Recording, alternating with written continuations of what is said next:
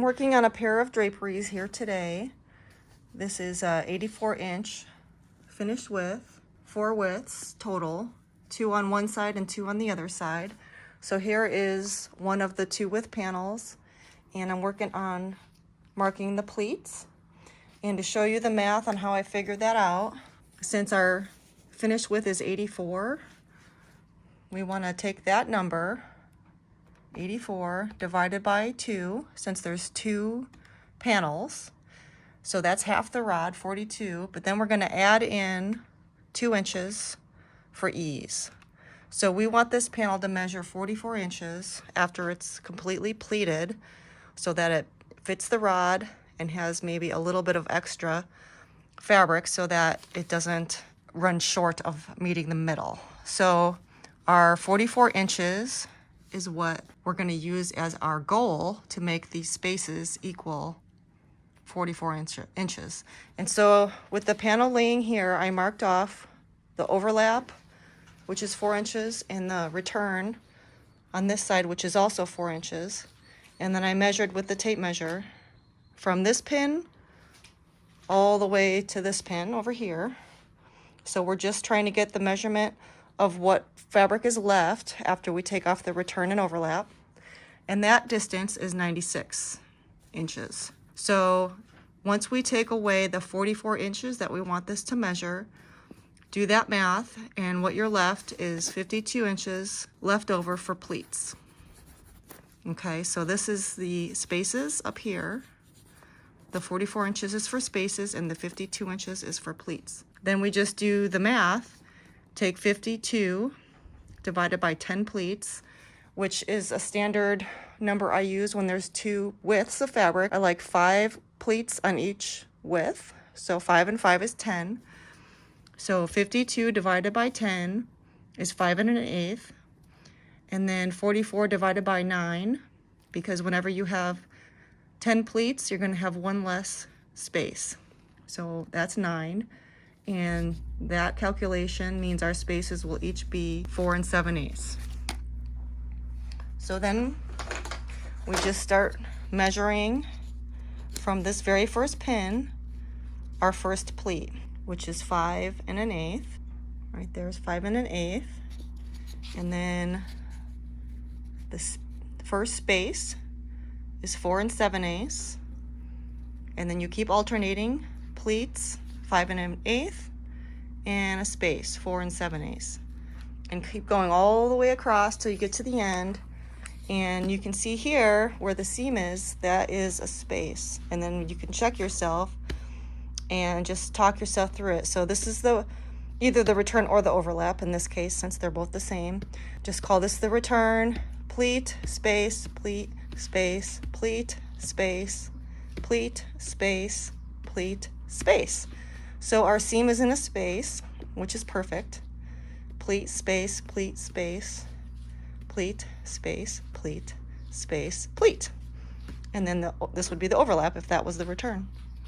So we have it all pinned and ready to take this panel to the hemmer, because that's our next step. I'm going to put in the side hems. Then I will fan fold, and then I will sew the pleats.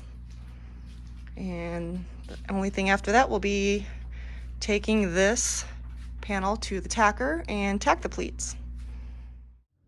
Okay, I'm ready to stitch these pleats on. This is a 5-inch header, and it's going to be 2-finger Euro pleats. So I have about 5 1/8 of an inch in each pleat, and I need to stitch those into place before I can pinch them and then tack them.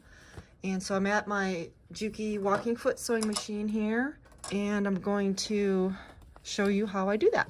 So the first thing I do is I start from the bottom. It just helps me keep the pleats organized, and as I do one after another, I'll just take that one and push it underneath and get to the next one easier than starting from the other end. So then I'll take it and put it under the foot, and the pins have to line up at the top, and these 2 top edges, you want to make sure that they're even and that one is not sticking out further than the other. And then you'll take a short ruler and measure from the pin over to the folded edge. And that's the distance that you're gonna then go and measure down at the bottom where you're gonna start to sew. So here my measurement is 2 and 9/16. So a 1/2 inch is 8/16. So that one mark after that is 9/16. So then I'm gonna go down to the bottom. You can feel where the buckram is at the bottom, and you can kind of see it, but you can also feel it. And then I'm gonna put the ruler over here at the fold at that same spot, 2 and 9/16. And then over here, I'll line up the starting edge of the ruler with the needle. And that's where I'm gonna start sewing. And I'm gonna go over this twice. So my first pass is basically a basting stitch. So I'm not going to back stitch. I just wanna get that stitch in place. After I started, I just aimed for those pins and try to get as straight of a line as possible. So now the second time, I'm going to start and then back stitch to lock it into place. And then, so you really want to make sure that if you're not going to go over your stitch twice like me, you'd have to get going a little bit and then back stitch, and then come up here and then back stitch, or go all the way and then back stitch and then back again, because you really need to get 2 stitches through the middle. That's where the hook is going to go, the drapery hook. And if you don't have a really secure stitch there, the weight of the drapery will pull the stitching out of the pleat. The metal drapery hook that's in there will eventually start tearing that stitch out of place. So that's why I do the 2 passes. So play around with that experiment and see what method works best for you, and then you'll have a method, a system.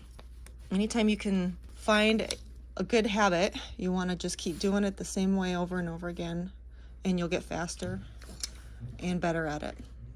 So I measured at the top. This one's 2.5, and then down at the bottom 2.5, and I'm gonna start sewing, and I'm gonna aim for these pins. And when you get close to the pins, take them out. And again, I didn't backstitch here because I'm gonna do that on the second pass. So here's my second pass. I'll backstitch a little bit and then backstitch at the other end. And it does go fairly quickly. And this is the reason why I take the second pass, because my second line is definitely hidden better over the first pass than if I would have tried to go up and then back and then all the way, because I'm not so good going backwards for a long distance, only just a little bit. So by taking it out and starting over again, you can barely tell that I went over that line twice. And if I tried to backstitch a long distance, you would see 2 different stitches. And so I cut the threads up at the top, but I don't cut the threads at the bottom until I have them all stitched. I find that that's a time saver, is to snip all those threads once all the pleats are stitched.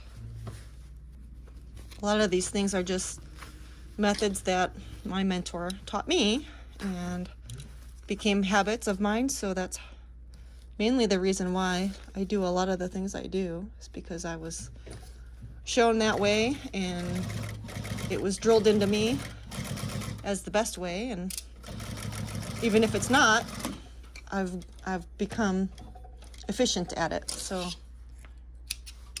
now it's the best way for me. There's always more than one way to do anything, so if you have a better method, then stick with it.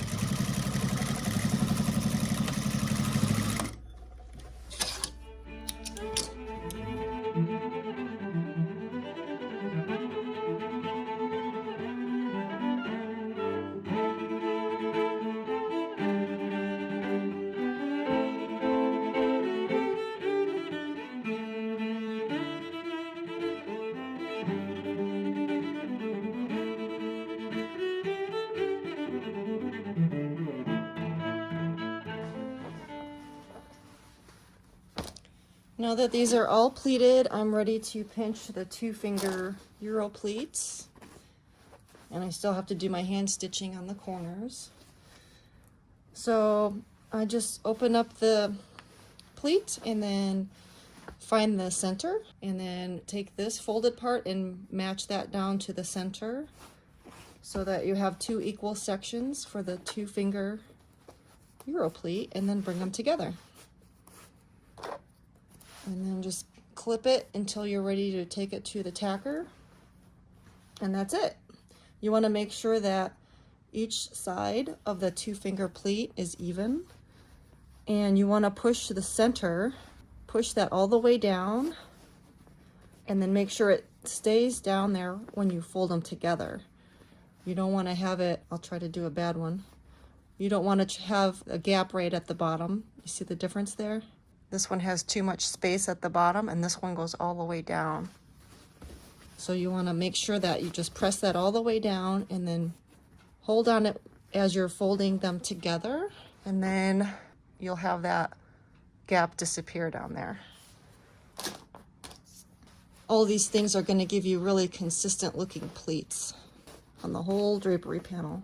And then crease those pleats all the way down to kind of start to train it. Press those 2 before you bring them together, and then crease it again. And then as you go, it starts looking like a beautiful drapery. If you have one side end up a little bit taller than the other, that one's not too bad, but you can make little adjustments to get the spacing even from side to side. And then just in case you wanted to make these 3-finger Euro pleats, you would hold on to that fold in the middle rather than flatten it, and then you can crease 3 equal sections, and that would be a 3-finger Euro pleat. Looks good. So that is panel number 1 out of 2, so I'll just do the same to this one, stitch my corners, and then take it to the tacker.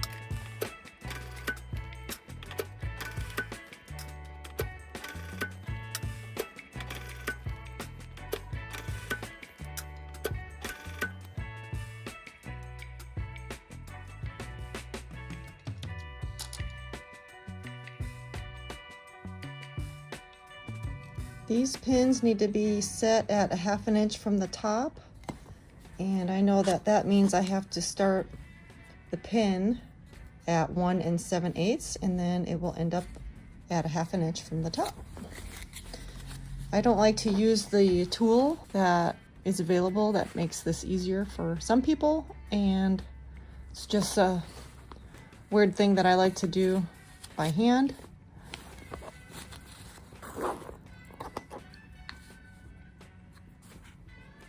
So I just find that mark 1 7/8, insert the pin into that part, and then make sure it goes in between the stitching and doesn't poke through the front on either side. You want it to go right through the stitching, which is why when you're sewing your pleats, you want a really tight stitch and a double stitch all the way through your pleat so that your hook is not going to rip out the stitches.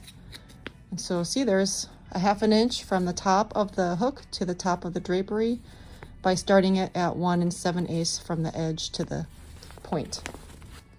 And if it's a little difficult to drive all the way through, you can use the ruler or another tool that will just help you drive that hook in. Sometimes I use a pair of scissors like this, just to gently pull that the rest of the way through. Just be careful that you don't rip out your stitches. and be careful that you don't poke yourself. Some go in easier than others. You know, always put one on the return and the overlap. The overlap will use its own ring if you're doing rod and rings, or it will go into the master carrier, and the return will hook to the wall. So again, measure the same distance, 1 7/8, to where the pin is going to go in, and make sure it doesn't come through the front. And that's it. They're all hooked and ready to bag.